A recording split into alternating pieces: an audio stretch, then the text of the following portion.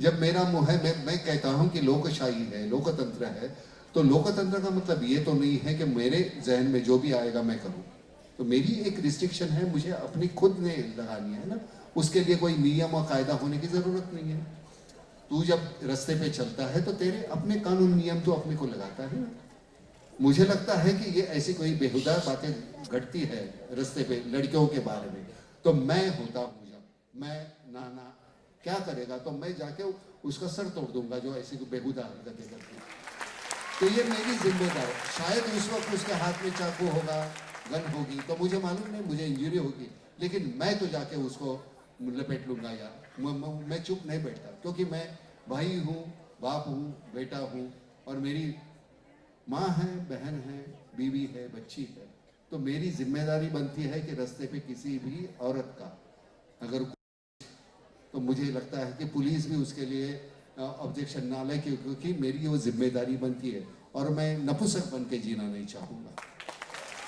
करूँगा तो कल मैं तुम्ही आज या कार्यक्रमात आले विद्यार्थ्यांना प्रोत्साहन तर मिळालं, मात्र वुमन मॉलेस्टेशनची बेडरूममध्ये अतिशय गलिच्छ, मी मगाशी सांगितल्याप्रमाणे जर मी तिथे असेन तर मी किंवा मी इथे असलेल्या प्रत्येक मुलांना किंवा मुलींना सुद्धा, की त्यांनी जे जर हे बघत असतील त्यावेळी त्यांनी तिथे हस्तक्षेप म्हणजे मुस्काट फोडा, हात तोडा, हरकत नाही आहे, काही हरकत नाही आहे, नंतर त्याचे आपल्याला उत्तरं देता येतील, कारण अशा प्रकारचा ही माझ्या देशाची संस्कृती नाही आहे।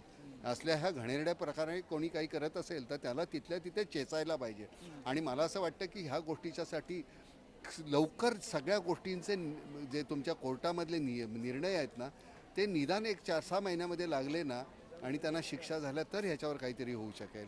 ते प्रलंबित होत राहिले तर त्यांनी काही होणार नाही आणि त्याला कुठलेही राजकीय स्वरूप देता कामा नये। But what is more demoralizing is the fact that people who are the custodians of us, the law and order, the politicians, they themselves say that ऐसे तो होता है, these things happen, and that is very demoralizing. So what do we say to that? तो उनको वहाँ से हटा दो यार, उनको हटा दो वहाँ से जो ऐसा कहते हैं। मतलब हमारा देश तो नहीं हो सकते ना। नाना, क्या आपको लगता है कि लॉ एंड ऑर्डर से पहले हमारे जो समाज में लोग हैं उनमें कहीं ना वो विकृति है, उसको हमको निकालना पड़ेगा। जब तक वो हम निकालते नहीं तो कैसे चलेगा? तुझे क्या लगता है? लॉ एंड ऑर्डर और संस्कृति दोनों साथ साथ चलनी चाहिए। देखिए, अगर कल्चर में हमारे, देखिए कई बार हर चीज़ गौरवान्वित होने की नहीं होती कल्चर के बारे में। कई चीज़ अगर हमारे कल्चर में ऐसी घुस गई हैं, किसी भी तरह से विकृतियां अगर आ गई हैं, हमारी सोच में अगर विकृति आ गई है, तो एक बार उसकी जांच पड़ताल करना भी ज़रूरी है। बिल्कुल।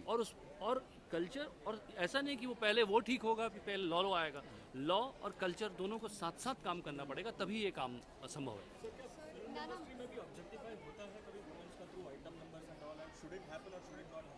मेरी फिल्म में तूने देखा, मैं फिल्म को एक मनोरंजन का सिर्फ जरिया नहीं रखता।